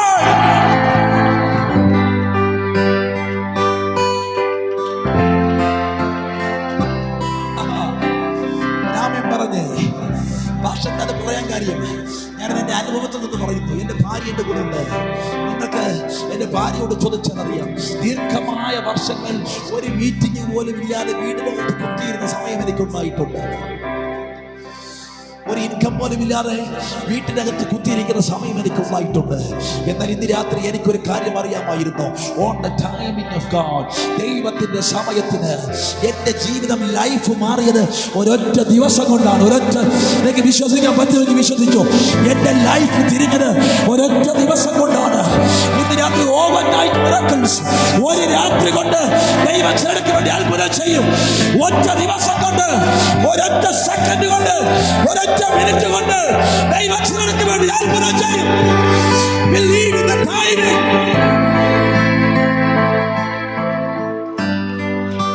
ദൈവത്തിന്റെ സമയത്തെ വിശ്വസിക്കുക. ഞാൻ എപ്പോഴും പറയാറുണ്ട്, ഒരു അപ്ഗ്രഡേഷന് മുമ്പ് എപ്പോഴും ഒരു പരാജയം ഉണ്ടാകും. ഒരു അപ്ഗ്രഡേഷന് മുമ്പ് ഒരു പരാജയം നിനക്കുണ്ടാകും. ഒരു ജയം നിനക്ക് ആവശ്യമാണോ? നീ ഒരു വലിയ പരീക്ഷയുടെ അകത്തുകൂടെ നീ കടന്നു പോകേണ്ടതായി വരും. ആമേൻ സ്തോത്രം. ഒരു വലിയ പരീക്ഷയുടെ അകത്തുകൂടെ നീ പോകേണ്ടതായി വരും. ആ പരീക്ഷയിൽ കൂടെ കടക്കാതെ നിനക്ക് അപ്ഗ്രഡേഷൻ വരത്തില്ല. രാമൻ പറ, നിന്നോട് ചിലപ്പോൾ ദൈവം പറയും മിണ്ടാതിരുന്നോണം. ദൈവം ചിലപ്പോൾ പറയും മറഞ്ഞിരുന്നോണം. ദൈവം ചിലപ്പോൾ പറയും ഞാൻ നിന്റെ പ്രാർത്ഥന കേൾക്കാൻ ഇപ്പം തയ്യാറല്ല, പേടിക്കണ്ടെന്ന്. ദൈവത്തിന്റെ സമയത്ത് ദൈവം നിനക്ക് വേണ്ടി, നിന്റെ അപ്ഗ്രഡേഷന് വേണ്ടി, നിന്റെ ഉയർച്ചയ്ക്ക് വേണ്ടി ദൈവം വച്ചിരിക്കുന്ന ദൈവത്തിന്റെ സമയത്ത്, ദൈവത്തിന്റെ സമയത്ത് വിശ്വസിക്കാൻ കഴിയുമെങ്കിൽ വിശ്വസിക്കുക. ഇന്ന് രാത്രി ഒതുക്കപ്പെട്ടവരുണ്ടോ? അവഗണിക്കപ്പെട്ടവരുണ്ടോ? തകർക്കപ്പെട്ടവരുണ്ടോ? നിന്നുപോയവരുണ്ടോ? സ്റ്റക്കായവരുണ്ടോ? വിശ്വസിക്കുക. ദൈവത്തിന്റെ സമയത്തിന് അവൻ നിന്നെ പിറകി വന്നിരും. ഇന്ന് രാത്രി തന്നെ ആവേശം കൊള്ളിക്കാം. എന്തോ പറഞ്ഞിട്ട് പോകുന്നതല്ല. ഈ രാത്രി എന്റെ അനുഭവത്തിന്റെ വെളിച്ചത്തിൽ പറയുന്നു, നിനക്ക് വിശ്വസിക്കാൻ കഴിഞ്ഞാൽ, ആ ദൈവത്തിന്റെ സമയത്തിന് വേണ്ടി കാത്തിരിക്കാൻ കഴിഞ്ഞാൽ, അവ നിനക്ക് വേണ്ടി ഇറങ്ങി വന്നിരിക്കും.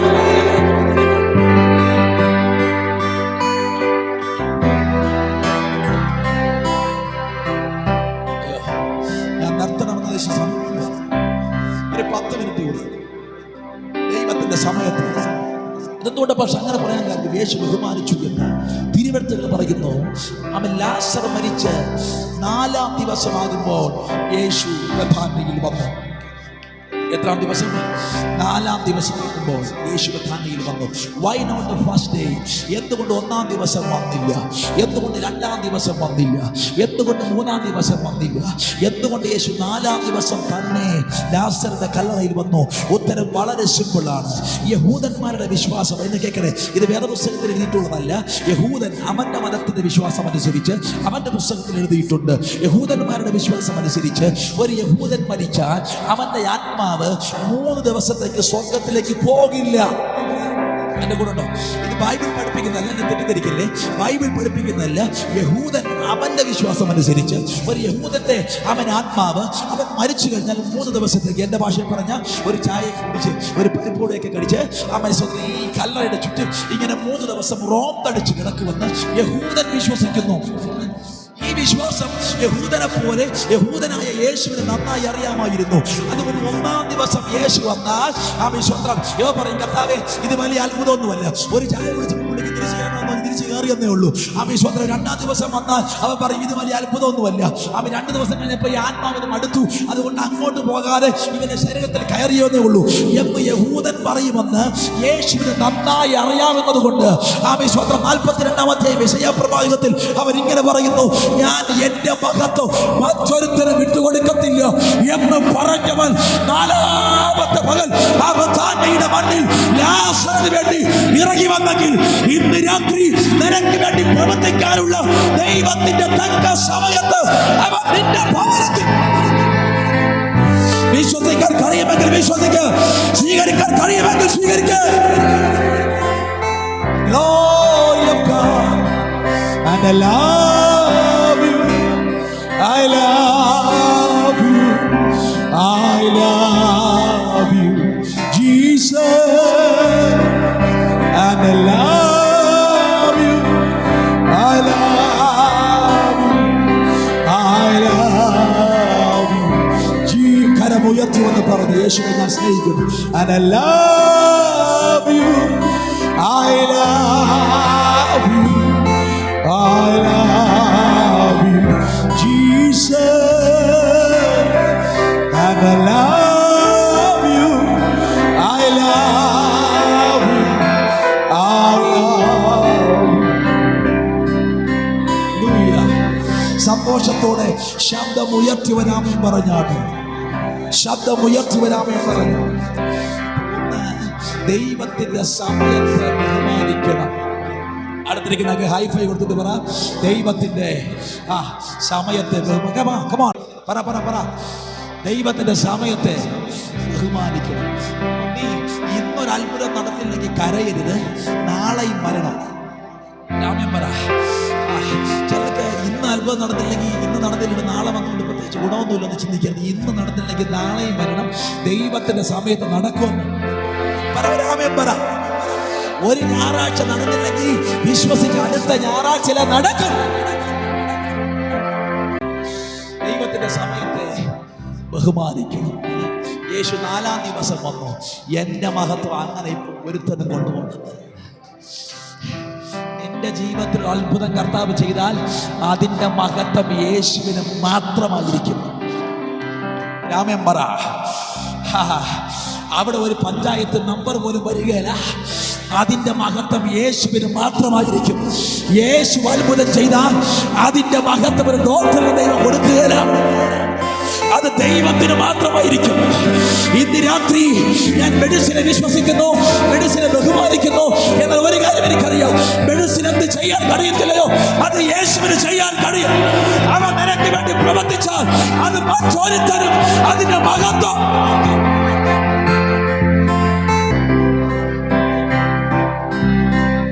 ഹല്ലേലൂയ. ഞാൻ വൈദ്യശാസ്ത്രത്തെ ബഹുമാനിക്കുന്നു, ഡോക്ടേഴ്സിനെ ഇവിടെ ഉണ്ടല്ലോ ഡോക്ടറെ ഞാൻ ബഹുമാനിക്കുന്നു. എന്നാൽ ഇന്ന് രാത്രി എനിക്കൊരു കാര്യം അറിയാം, അതിനെല്ലാം ലിമിറ്റേഷൻ ഉണ്ട്, പരിമിതികളുണ്ട്. എന്നാൽ ഈ രാത്രി ഞാൻ ഉയർത്തുന്ന യേശുവിന് പരിമിതികളില്ലാത്തത് കൊണ്ട് അവൻ അവന്റെ മഹത്വം ആർക്കും വിട്ടുകൊടുക്കില്ല. ദൈവത്തിന്റെ മഹത്വം നീ കാണണമെന്ന് വിശ്വാസത്തോടെ പ്രതീക്ഷിക്കുന്നുണ്ടോ? ദൈവത്തിന്റെ സമയത്തെ ബഹുമാനിക്കണം. Respect the timing of God. ദൈവത്തിന്റെ സമയത്തെ ബഹുമാനിക്കണം. ഞാൻ രണ്ടാമത്തെ കാര്യം കൂടെ പറഞ്ഞ് അവസാനിപ്പിക്കും. മൂന്നാമത്തെ കാര്യം ഞാൻ പറയില്ല. രണ്ടാമത്തെ കാര്യം പറയാന്നേ ഉള്ളൂ. രണ്ടാമത്തെ കാര്യം, യേശുവിന്റെ മനോഭാവം നിനക്കകത്തുണ്ടാകണം. യേശുവിന്റെ the attitude of Jesus. യേശുവിന്റെ മനോഭാവം. ഒരു ആമേൻ പറ. അതെന്നെ വാസ്തു യേശുവിന്റെ മനോഭാവം. നിങ്ങൾ ആ 11-ാം അധ്യായം നിങ്ങൾ വീട്ടിൽ പോയി വായിക്കുക. ഇപ്പം അവരോടൊക്കെ വേണമെങ്കിൽ ജസ്റ്റ് ഒന്ന് എടുക്കാം. 11-ാം അധ്യായത്തിന്റെ 16-ാമത്തെ വാക്യം ജസ്റ്റ് ഒന്ന് വായിക്കുകയാണ്. 11-ാം അധ്യായത്തിന്റെ 16-ാം വാക്യം. ദിദിമോസ് എന്ന പേരുള്ള തോമസ് സഹശിഷ്യന്മാരോട് അവനോടുകൂടെ മരിക്കേണ്ടതിന് നാം പോക എന്ന് പറഞ്ഞു. അതിന് മുമ്പത്തൊരു വാക്യം കൂടെ വായിക്കുന്നു, 12-ാം വാക്യം. ശിഷ്യന്മാർ അവനോട്, കർത്താവേ, അവൻ നിദ്ര കൊള്ളുന്നു എങ്കിലും അവന്റെ സൗഖ്യം വരും എന്ന് പറഞ്ഞു. യേശുവോ അവന്റെ മരണത്തെക്കുറിച്ച്, ഉറക്കം എന്ന നിദ്രയെക്കുറിച്ച് പറഞ്ഞു എന്ന് അവർക്ക് തോന്നിപ്പോയി. അപ്പോൾ യേശു സ്പഷ്ടമായവരോട്, ലാസർ മരിച്ചു പോയി, എന്നാൽ ഞാൻ അവിടെ ഇല്ലാത്തതുകൊണ്ട് നിങ്ങളെ വിചാരിച്ച സന്തോഷിക്കും, നിങ്ങൾ വിശ്വസിക്കുവാൻ ഇടയാകുമല്ലോ. കേൾക്കണേ. ഇപ്പൊ 2 ഗ്രൂപ്പ് ബഥാന്യക്ക് പോകുകയാണ്. എന്റെ കുടുംബം നമ്മൾ 5 മിനിറ്റ് അവസാനിപ്പിക്കും. 2 ഗ്രൂപ്പ് ബഥാന്യക്ക് പോകുകയാണ്. ഒന്ന് യേശു പോകുകയാണ്, 2 യേശുവിന്റെ ശിഷ്യന്മാർ. 2 ഗ്രൂപ്പ് പോകുകയാണ്. യേശു എന്തിനാ പോകുന്നത്? യേശു പോകുന്നത് ലാസറിനെ എഴുന്നേൽപ്പിക്കാൻ. എന്റെ കൂടെ ഉണ്ടോ? ഈ ബഥാന്യക്ക് പോകുമ്പോൾ, യഹൂദയിലേക്ക് പോകുമ്പോൾ ഒരു പ്രശ്നമുണ്ട്. യേശു കഴിഞ്ഞ പ്രാവശ്യം യഹൂദയിൽ നിന്ന് പുറത്തിറങ്ങുമ്പോൾ യോമാരെല്ലാം കൂടെ പറഞ്ഞു, യേശുവേ, ഇപ്പം വന്നതിരിക്കട്ടെ, ഇനി മേലലങ്ങാനും യഹൂദയ്ക്കകത്ത് കയറിയാൽ ഞങ്ങൾ എറിഞ്ഞു കൊല്ലും എന്ന് പറഞ്ഞിട്ടാ വിട്ടത്. എന്റെ കൂടെ ഉണ്ടോ? ഹലോ, കൈ ഉയർത്തി ഒരു ഹല്ലേലൂയ പറഞ്ഞ്. യേശു അവിടെ വിട്ടിറങ്ങുമ്പോൾ ഒരു വാണിംഗ് കൊടുത്ത് വിട്ടായിരുന്നു, ഇപ്പം കയറിയതിരിക്കട്ടെ, ഇനി മേലലങ്ങാനും കയറിയാ. പറഞ്ഞിട്ടില്ലേ? ഇപ്പം യേശുവിനെ കുറിച്ച് പറഞ്ഞിരിക്കുന്നു, ഇനി മേലലങ്ങാനും അവനെ നിങ്ങളുടെ കൂടെ വീട് പറയും. ഞാൻ പറയാൻ പറ്റും, ഞാൻ പറയും. അപ്പൊ യേശുവിനെ അന്നേ ഒന്ന് വാൺ ചെയ്ത് വിട്ടതാ. ഇപ്പൊ ശിഷ്യന്മാർക്കറിയാം, ഇനി യഹൂദയ്ക്കകത്ത് കയറിയ ഉറപ്പായും യേശുവിനെ ഇവർ കല്ലെറിയും. യേശുവിനെ കല്ലെറിയും, പത്രോസിനെ അറിയും, തോമസിനെ അറിയും, യോഹന്നാനെ അറിയും. യേശുവിനെ അറിയാൻ വലിയ പ്രശ്നമൊന്നുമല്ല, സ്വന്തമായിട്ട് എറിയിട്ടുള്ള പ്രശ്നമാണ്. കാരണം ഇവർക്ക് യേശുവിനെ അറിയാം. യേശു അങ്ങാനും പണ്ട് നിങ്ങൾ വായിച്ചിട്ടില്ലേ? യേശു വെള്ളത്തിൽ കൂടെ നടന്നു വരുമ്പം സ്വന്തം ഇവർ യേശുവാണെന്ന് പറഞ്ഞ് പേടിച്ചു പറഞ്ഞു. മറ്റൊരു ഭാഗത്ത് വചനം പറയുന്നു, അവർ സ്വന്തം ഈ വെള്ളത്തിൽ കിടക്കുമ്പം അവർ പറഞ്ഞു, യേശുവേ, കാറ്റടിച്ചപ്പോൾ പറഞ്ഞു, യേശു ഞങ്ങളുടെ ശിവമെന്ന് നിനക്ക് വിചാരമില്ല എന്ന് പറഞ്ഞാൽ, അവൻ നിനക്കാണെങ്കിൽ വെള്ളത്തിന്റെ പുറത്തുകൂടെ നടക്കാനും പറ്റും. കൂടെ ഉണ്ടോ? കൂടെ വാ, കയറി വാ. നീ ഞങ്ങൾ മുങ്ങും, നീ നടന്ന് അറിയാവുന്നുണ്ട്. കർത്താവ് എറികൊള്ളുമ്പോൾ നീ എങ്ങാനും പറന്നു പോയാൽ ഞങ്ങളറിയുള്ളൂ. അത് നിനക്ക് ഓർമ്മയില്ലേ? യഹൂദയ്ക്കകത്ത് കയറിയാൽ വാൺ ചെയ്ത് വിട്ടത് ഓർമ്മയില്ലേ? കൂടെ ഉണ്ടോ? വാ, കയറി വാ. വാൺ ചെയ്താ വിട്ടത്. അതുകൊണ്ട് ഇവർക്കറിയാം, യേശു കയറിയാൽ യേശുവിനെ അറിയും, യേശുവിനെ അറിഞ്ഞാൽ ഞങ്ങളെയും അറിയും. അവൻ മരിക്കുമെന്ന് ഇവർക്കറിയാം. അതുകൊണ്ട് കർത്താവ്, ഞങ്ങൾ അങ്ങോട്ട് വരുന്നത് നമുക്ക് അങ്ങോട്ട് പോകണം. ഈ ക്രൂസൈഡ് ഇങ്ങോട്ടേക്ക് മാറ്റി വെച്ചുകൂടെ? ഈ കൺവെൻഷൻ ഇങ്ങോട്ടേക്ക് മാറ്റി വെച്ചുകൂടെ? ലാസറിനെ പിന്നെ ഒളിച്ചു പോയി കാണാം. ഈ ക്രൂസൈഡ് ഇങ്ങോട്ട് വിളപ്പിച്ചാൽ ഇച്ചിരി പ്രശ്നം നമുക്ക് മുറിയാക്കൊണ്ട് വെക്കാന്ന്, ഓലത്താൻ ഈ പ്രശ്നം നമുക്ക് പടയട വെക്കാന്ന്, ചെറിയ പ്രശ്നമുണ്ട്. യേശു പറയടാ, ഞാനവിടെ പോകുന്നത് ലാസറിനെ എഴുന്നേൽപ്പിക്കാനാ. ഇത് കേൾക്കണേ. 16-ാം വാക്യത്തിൽ തോമസ് പറയുന്നു, അവനോടുകൂടെ മരിക്കേണ്ടതിന് ഒരു ഗ്രൂപ്പ് മരിക്കാൻ പോകുന്നു, മറ്റൊരുത്തൻ മരിച്ചവനെ എഴുന്നേൽപ്പിക്കാൻ പോകുന്നു. 12 പേർ മരിക്കാൻ പോകുന്നു, ഒരുത്തൻ മാത്രം മരിച്ച 4 ദിവസമായി ഇവനെ എഴുന്നേൽപ്പിക്കാൻ പോകുന്നു. നീ ആരുടെ പക്ഷത്ത്? നീ യേശുവിന്റെ പക്ഷത്തോ അതോ തോമസിന്റെ പക്ഷത്തോ? നിനക്ക് തീരുമാനിക്കാം. ഈ 2 വർഷം നിനക്ക് നിൽക്കാൻ പറ്റും. തോമസിന്റെ പക്ഷത്തിൽ തീരുമാനിച്ചാൽ നീ പോകുകയും ചെയ്യും, മരിക്കുകയും ചെയ്യും. എന്നാൽ യേശുവിന്റെ കൂടെ പോയാൽ ലാസർ ഉയർത്തെഴുന്നേൽക്കുമ്പോൾ നീ അവന്റെ കൂടെ പങ്കിരിക്കും. ഇതിനകത്ത് വിശ്വാസമുണ്ടെങ്കിൽ പ്രശ്നമേ, ഞാൻ നിന്റെ മുമ്പിൽ പരാജയപ്പെടില്ല, ഞാൻ നിന്നെ ഓവർകം ചെയ്യാൻ പോവുകയാണ്. രോഗമേ, ഞാൻ നിന്റെ മുമ്പിൽ പരാജയപ്പെടില്ല, ഞാൻ ഓവർകം ചെയ്യാം.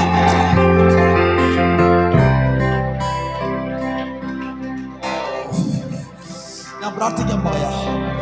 നിങ്ങളിവിടെ ഇരിക്കുമ്പം ഒത്തിരി പ്രശ്നങ്ങളുമായിട്ടല്ലേ ഇരിക്കുന്നേ? നിങ്ങൾ ഇവിടെ ഇരിക്കുമ്പം ഒത്തിരി വേദനയുമായിട്ടല്ല ഇരിക്കുന്നത്.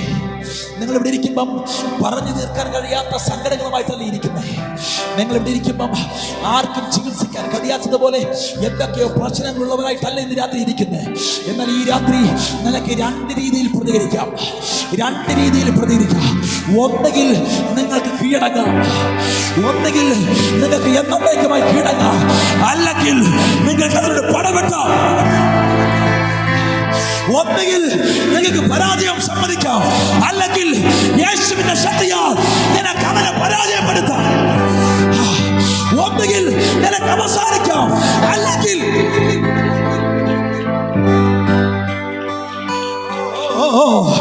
താമസ പറയുന്നു ഞങ്ങൾ മരിക്കാൻ പോകുന്നു.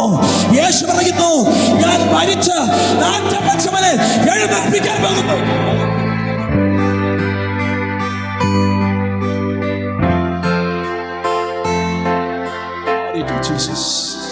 ഇന്ന് രാത്രി ആരോട് ദൈവം സംസാരിക്കുന്നു?